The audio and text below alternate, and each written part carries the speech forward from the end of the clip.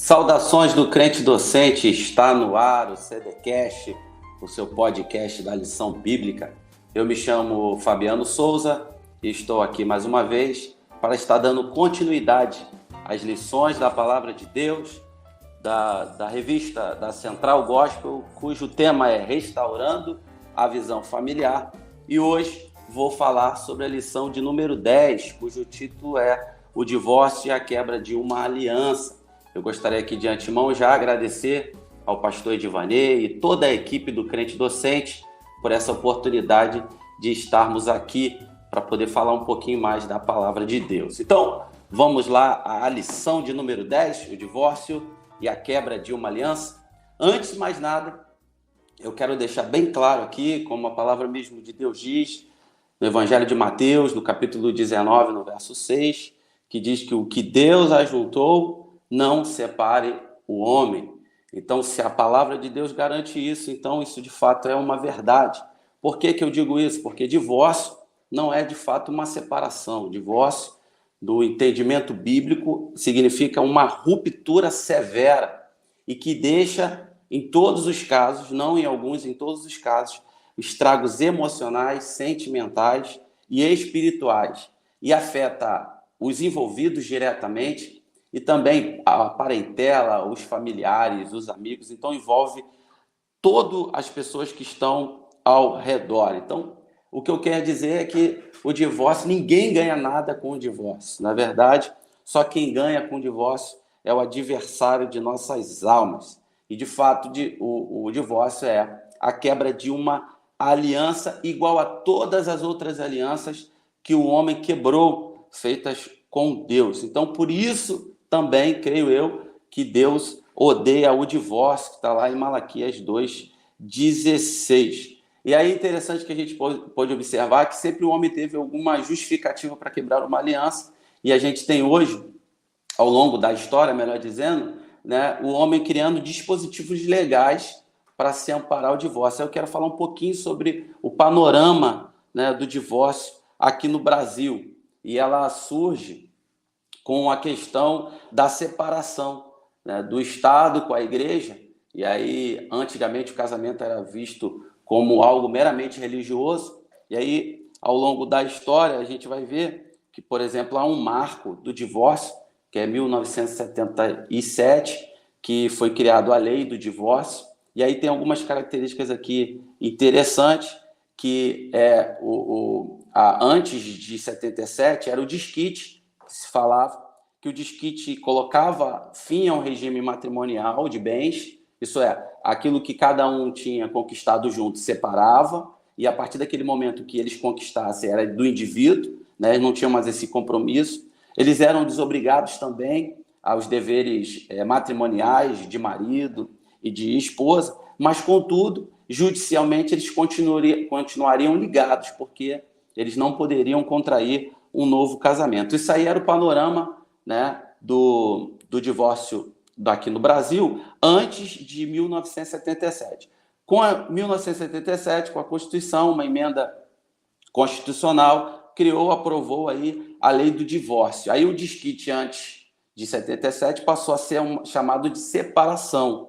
Era como se fosse um estágio secundário antes do divórcio propriamente dito. Então, geralmente, gerava em torno de 2 anos. A pessoa entrava com desquite, depois de 77, a pessoa entrava com o desquite, aí aguardava 2 anos para depois sim efetivar o divórcio. E a diferença com relação a antes de 77 é que aí sim a pessoa poderia contrair somente um recasamento.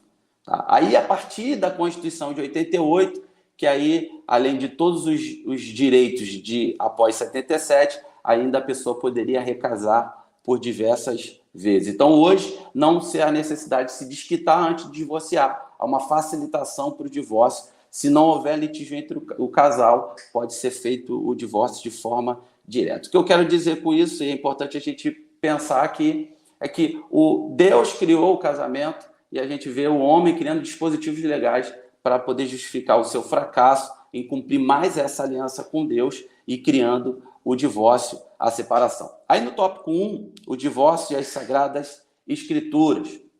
Com base no texto que a gente tem aí, bíblico básico, da nossa lição, que você vai ler aí com seus alunos, que está lá no Evangelho de Mateus, no capítulo 19, do verso 1 ao 11, nosso texto bíblico básico, e você vai ver algumas questões aqui importantes. Primeiro, no tópico 1.1, Moisés e o divórcio, a gente vai ver um dos embates entre Jesus e os fariseus. Eles vão fazer um questionamento. Está lá no Evangelho de Mateus, no capítulo 19, verso 7 e 8.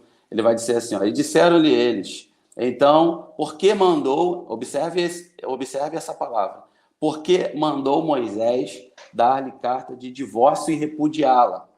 Aí Jesus vai responder, Moisés, por causa da dureza do vosso coração, vos permitiu. Então, os fariseus falaram que Moisés mandou, e Jesus está corrigindo essa informação, dizendo que ele permitiu repudiar vossas mulheres, mas o princípio não foi assim. Então, essa foi a resposta que Jesus deu da questão do repúdio no tempo de Moisés, nesse período que nós estamos falando aqui. Então, isso não foi uma coisa criada por Moisés.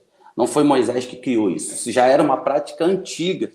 O que Moisés vai fazer é colocar limites para isso. E aí ele vai, lá em Deuteronômio 24:1, ele vai fazer essa lei, digamos assim, da carta do repúdio. Vai estar escrito assim, quando um homem tomar uma mulher e se casar com ela, então será que, se não achar graça em seus olhos, por nela encontrar coisa indecente, antes era por qualquer motivo, como foi aqui o questionamento. Agora ele está colocando limite, coisa indecente. Far-lhe-á uma carta de repúdio, lhe dará em sua mão e se despedirá da sua casa. Então o homem mandava a mulher embora por qualquer motivo. Não havia nada muito grave, poderia ser uma resposta mal dada, né? Um problema na confecção de alimentos ou coisas desse tipo, no cuidado dos filhos. Por qualquer motivo se podia mandar a mulher embora. Aí o homem, ele podia ter um outro relacionamento, se casar novamente. E a mulher não era permitido isso. A ponto de que se a mulher fosse pega tendo relação com uma outra pessoa, ela poderia ser apedrejada, que é o que mandava a lei naquele tempo. Então, o que Moisés vai fazer com a lei do repúdio, digamos assim, da carta do repúdio? Ele vai restringir o motivo, não mais por qualquer motivo, e ele vai permitir com que a repudiada contraísse um novo casamento. Então, na verdade, essa carta ela veio para poder proteger a mulher naquela cultura daquele tempo.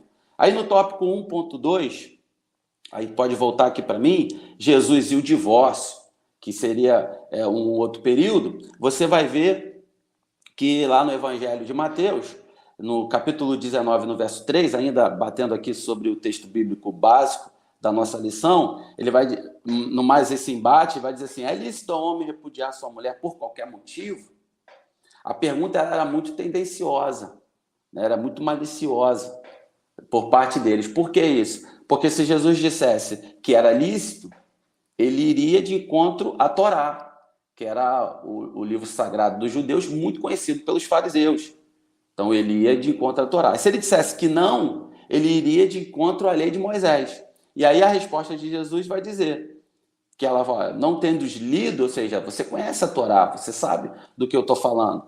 No princípio, Deus fez macho e fêmea e os fez. E disse, portanto, deixa o homem, pai e mãe, unir-se à sua mulher, e serão os dois uma só carne. Assim não são mais dois, mas uma só carne. Portanto, o que Deus ajuntou, não separe o homem. Então, Jesus ele vai confirmar a Torá, daquilo que eles conheciam, e aí os fariseus não vão ficar satisfeitos, vão fazer uma outra indagação. Então, vai perguntar, então por que Moisés deu autorização para dar a carta de repúdio? Aí ele vai falar, ele vai responder, por causa da dureza do vosso coração vos permitiu repudiar vossas mulheres. Mas no princípio, ou seja, na Torá que vocês conhecem, não foi assim. E eu vos digo, porém, vai iniciar um novo tempo. E qualquer que repudiar sua mulher, não sendo por causa de fornicação, e por casar com outra, comete adultério, que casar com a repudiada também comete adultério. Então o homem peca e faz a mulher dele pecar, agora já nesse segundo período ali. Então, voltando aí para o slide, você vai ver que a resposta de Jesus ela vai estar separada em 3 períodos aqui interessantes. No princípio, né, ou seja, de Adão até Moisés, aí ele vai afirmar o verdadeiro casamento, as características do verdadeiro casamento, que é monogâmico, é entre um homem e uma mulher, é heterossexual, tá? É homem e mulher, e é indissolúvel.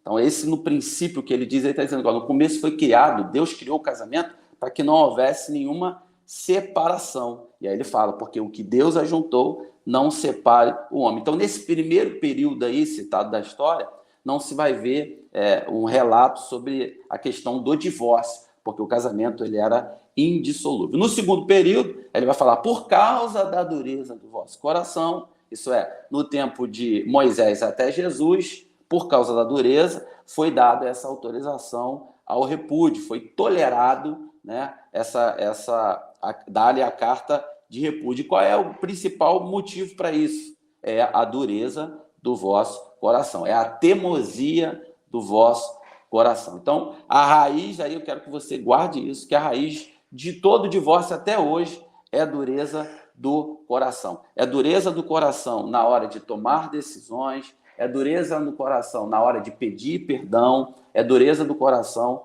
na hora de se perdoar, tá? E aí a outra causa do divórcio, ele cita aí também, são as relações sexuais ilícitas, tá? O casamento, a exclusividade do sexo é do casamento. O sexo ele é protegido pelo casamento, tá? Então é isso que acontece. E no terceiro período ele vai iniciar agora uma nova era. O próprio Jesus ele vai dizer: eu, porém, vos digo. Ele vai dar uma correta interpretação daquilo que Moisés ensinou e daquilo que estava na Torá. Isso é, então, do tempo de Jesus até o tempo de hoje, ele vai dar essa verdadeira, essa interpretação correta da lei. Está lá no Evangelho de Mateus, no capítulo 19, do verso 7 ao 9, você vai ver lá ele estipulando a cláusula de exceção. Né? Então, não é mais obrigação, não é uma ordem de separação, e sim há uma exceção. Tá? Lembrando que o perdão sempre deve ser buscado, eu vou falar isso aí um pouquinho mais para frente. Então, não é por qualquer maneira, só por questão de adultério. Então, o casamento ele é consumado pela relação sexual e a quebra da sua aliança também pela infidelidade conjugal. Então, o que é de fato aqui que a gente pode observar é que o divórcio nunca fez parte dos planos de Deus. Então, o perdão sempre tem que ser buscado. No tópico 1, no subtópico 1.3, Paulo e o divórcio, aí você vai observar que ele vai fazer uma outra abordagem, né? Coisa que Jesus ele não vai tratar. O apóstolo Paulo, além de ratificar todos os ensinamentos da Torá e de Jesus, ele vai fazer essa abordagem com relação ao abandono por causa da fé.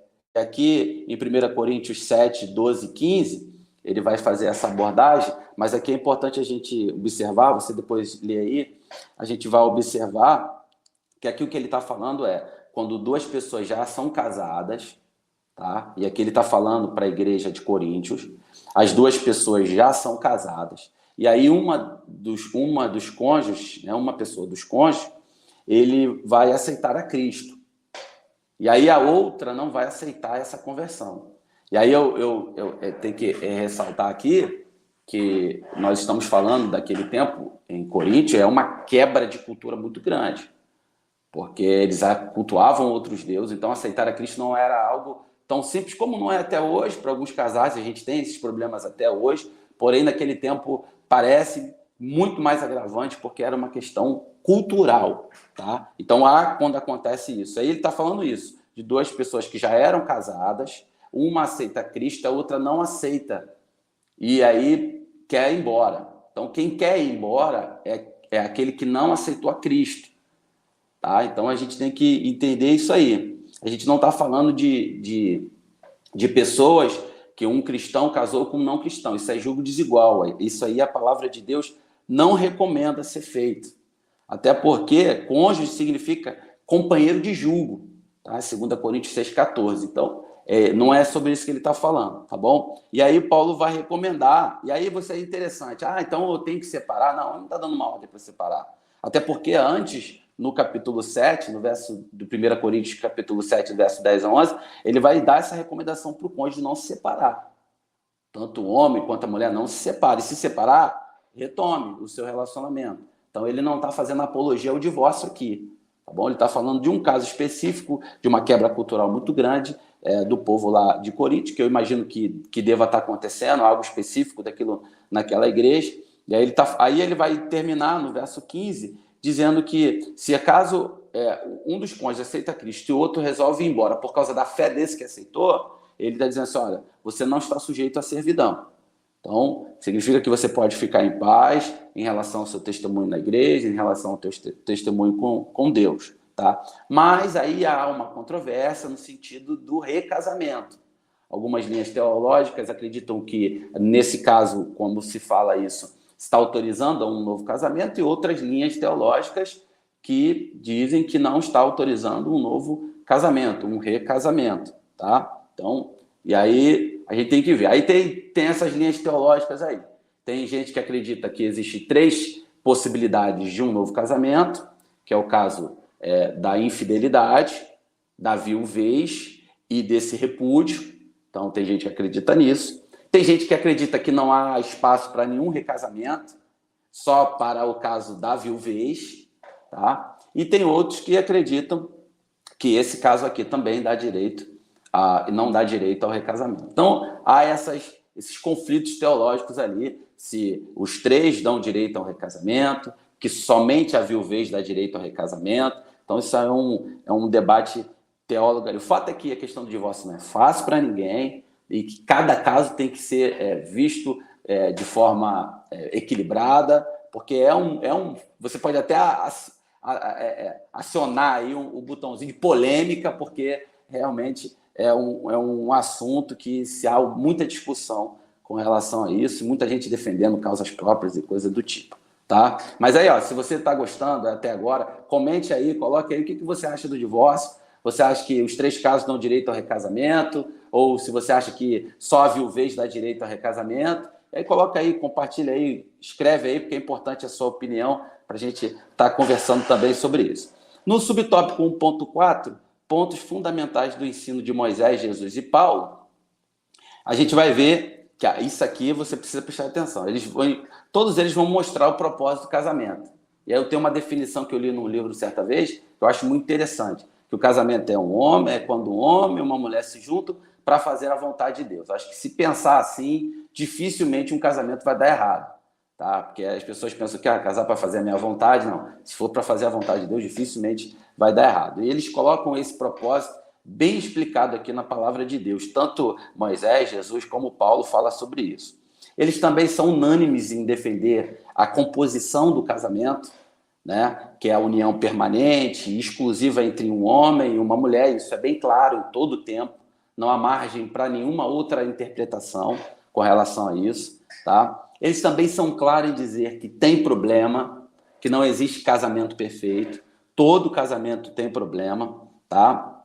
Eles mostram a realidade do casamento. Aí eu quero deixar aqui bem claro para você, internauta, que está aí acostumado com as redes sociais, quem mostra a realidade de casamento não são as redes sociais, não, tá? São a palavra de Deus que mostra a realidade do casamento. Então, cuidado com esses pseudos casamentos perfeitos, que as redes sociais costumam mostrar. Aí a pessoa olha na rede social e vê, meu casamento não está assim, vou me separar. Não, não é assim não é bem assim não, tá? A gente vai falar um pouquinho mais à frente ali.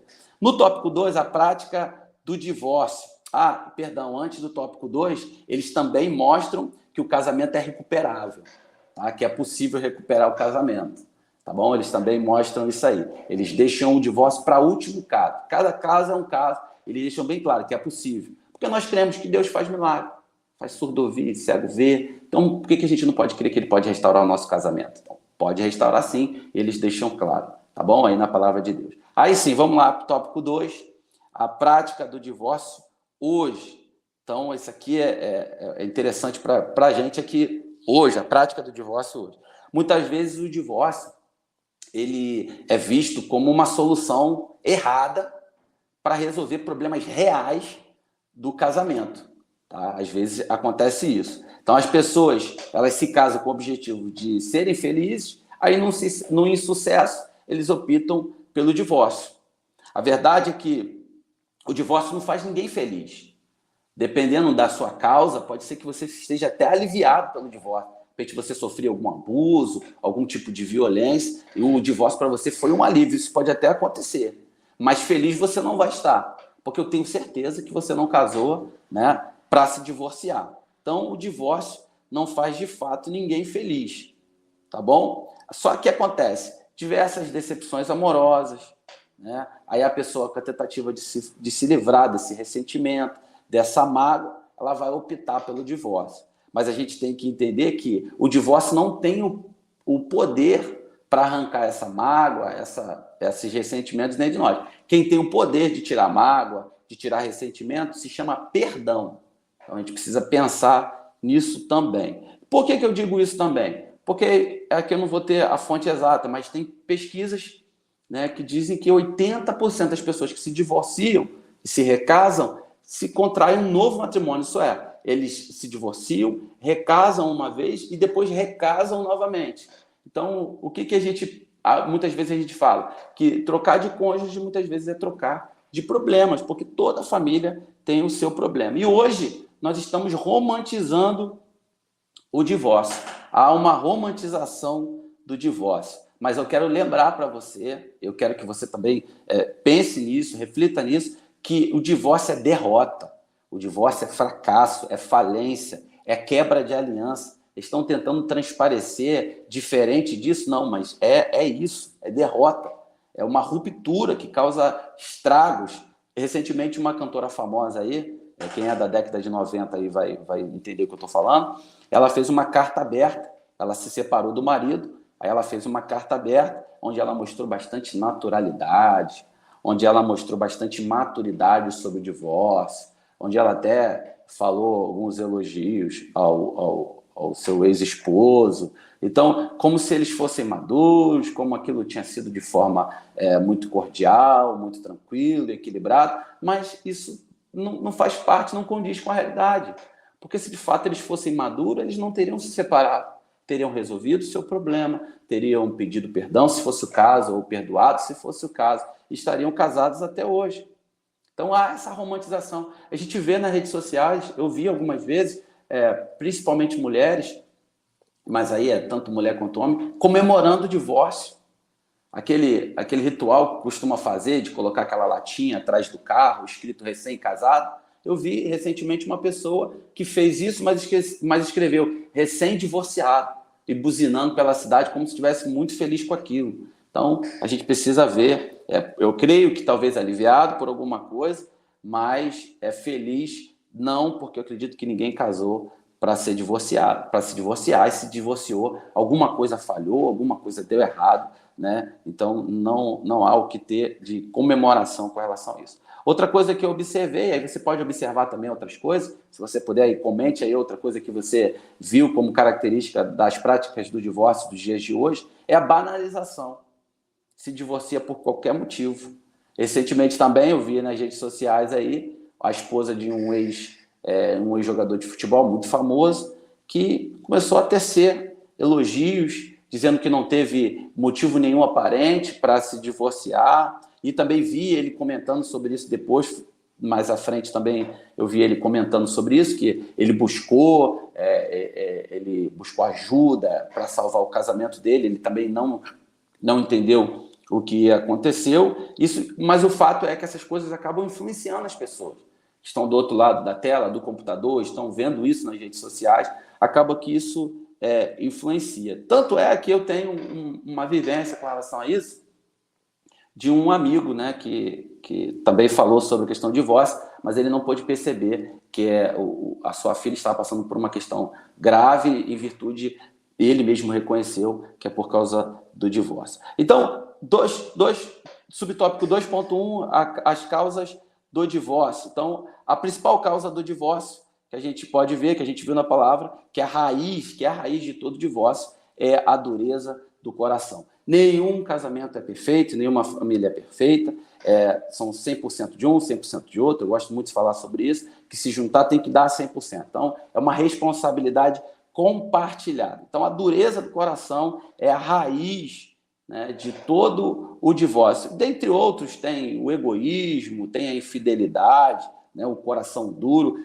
tudo isso são causas principais que causam o divórcio. Então, isso aqui é importante a gente entender que uma outra causa também é o egoísmo, tanto para tomar decisões, quanto para liberar perdão, quanto para perdoar. O casamento é a eliminação do eu, é a inclusão do nós. O casamento sai o meu, entra o nosso. Então, esse tipo de coisa que também causa problemas conjugais. Se a gente tomasse as decisões, qualquer decisão, pensando no nosso cônjuge, com certeza nós teríamos menos problemas de casamento. E outra coisa, se nós observarmos a palavra de Deus, se observarmos as regras de relacionamento da palavra de Deus, também nosso casamento iria prosperar e viveríamos a plenitude do nosso casamento. Mas perfeito, de maneira alguma, não existe casamento perfeito. Subtópico 2.2, a questão de enfrentar, deve ser enfrentado com amor.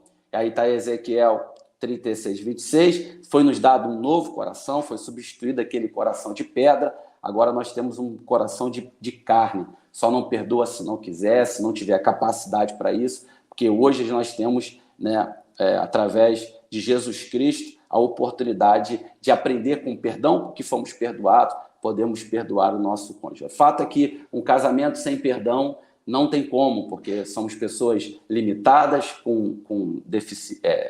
deficitárias, né? Temos limitações, então o perdão tem que fazer parte continuada do nosso casamento. Então, o nosso casamento, o grande desafio é escolher amar o cônjuge todos os dias, é um grande desafio isso. Assim como o amor ele é um mandamento, ele não é um sentimento, é uma decisão, permanecer casado também é uma decisão. E o desafio de amar é muito grande, porque, como lá em Efésios 5, 25 vai dizer que o marido tem que amar a sua esposa assim como Cristo amou a igreja, e Cristo amou a igreja não nada mais, nada menos com amor ágape, que é aquele amor que é superior a toda ideia de amor que você pode imaginar. Então é um grande desafio o homem amar a sua esposa como Cristo amou a igreja, tá bom? Então é uma decisão, o amor é o sucesso para o casamento, é o vínculo da perfeição. Então, sem amor, nada que fazemos tem sentido. A palavra de Deus vai dizer que é como um metal que soa como um sino que tine, ou seja,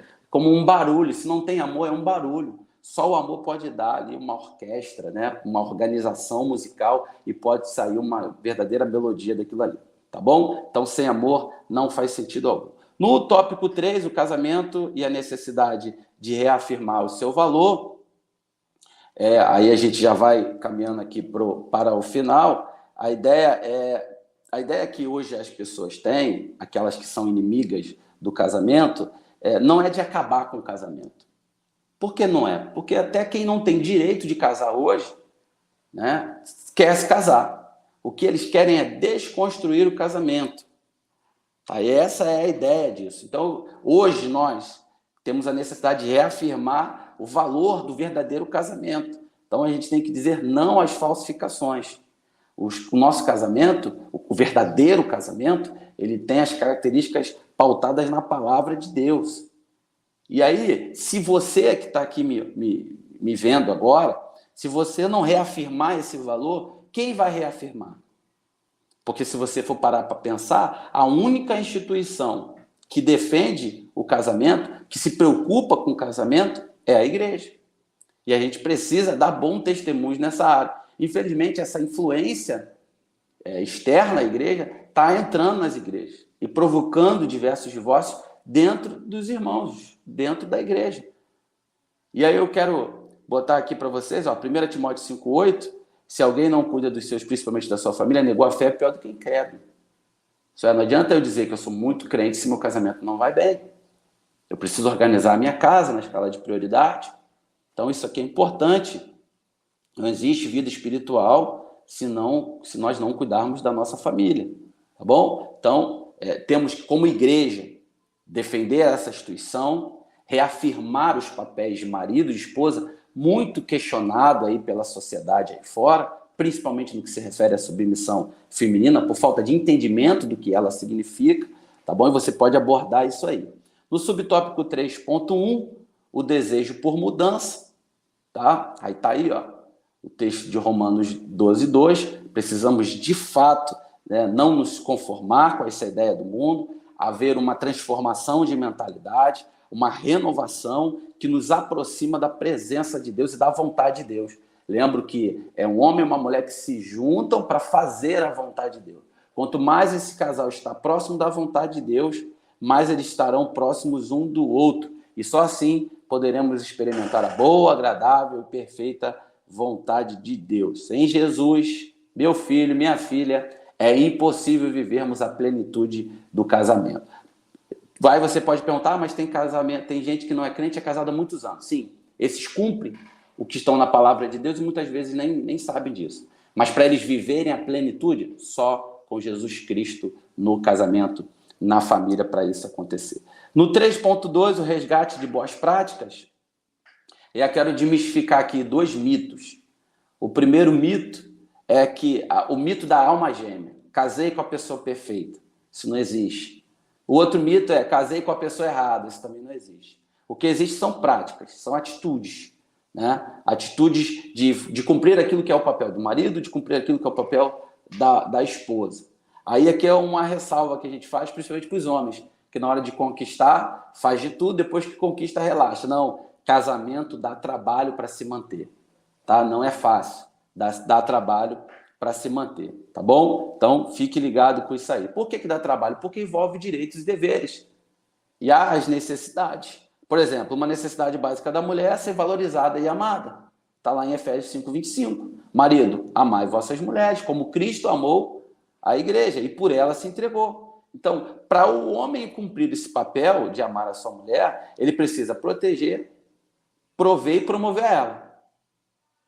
E aí agora vamos para a necessidade básica do homem. A necessidade básica do homem é autoridade. E ele só vai exercer autoridade se ele proteger, promover e prover para aquela família. Repara que o que é direito de um é dever do outro. E o que é dever de um é direito do outro. Então, isso que está a complexidade do casamento. Eu sempre gosto de falar sobre isso. Porque as necessidades, elas se completam. Então, é importante a gente reafirmar isso. Tanto a questão da autoridade, né, da submissão da mulher, quanto da questão de promover, de proteger e de prover, que é a responsabilidade do homem. Se cada um fazer o seu papel, como está na palavra de Deus, vamos ter um casamento ideal, vamos viver a plenitude do casamento. Então, essa é a questão do nosso casamento, de viver essa escala de prioridades e cumprir essas necessidades básicas e responsabilidade do casamento. E repara, é uma responsabilidade compartilhada. Cada um tem a sua responsabilidade. No 3.3, intervenção divina. Né? Então, mais do que ser testemunhas do teu casamento, Deus quer ser um agente ativo na sua casa. Ele quer participar. Ele não só quer ser testemunha do seu casamento, como lá no dia que ele estava lá, como testemunha, assim como os seus convidados, tá? Ele também quer ser um agente ativo no seu casamento. Tanto para blindar o seu casamento contra ataques externos, para abençoar a sua casa, para perdoar, tá? É importante, não tem como viver uma vida conjugal sem perdão, para restaurar a sua família, caso tenha acontecido alguma coisa. Então, Deus quer sempre estar perto para poder estar fazendo isso na sua casa, abençoando, blindando, abençoando, perdoando, restaurando. Então, no menor sinal de problema, peça ajuda. Hoje a gente tem diversos dispositivos de terapia, temos gente aí capacitada, temos cursos, temos aconselhamentos. Então, cremos no poder do milagre de Deus para restaurar a sua casa, caso você precise disso, tá? Que os princípios bíblicos se cumpram na sua casa, em nome de Jesus. Não dê brecha para o inimigo destruir a sua casa, mas Jesus Cristo pode proporcionar a plenitude do seu casamento. E como conclusão, eu quero aqui declarar para a sua vida que a sua família será abençoada, vitoriosa, que as bênçãos de Deus estejam sobre a sua casa, que na sua casa haja acordo, que a sua casa haja diálogo, que haja perdão, que haja amor. Então eu quero desejar isso para você, que em nome de Jesus, todo o espírito de divisão, o divórcio, bata em retirada em nome de Jesus. Que o Senhor abençoe você, a sua casa, e toda a sua família. Deus te abençoe. Até a próxima e não esquece aí de compartilhar, né, de abençoar outras vidas com esse conteúdo. Agradeço mais uma vez a oportunidade, pastor Divanei e toda a equipe do Crente Docente. Deus te abençoe.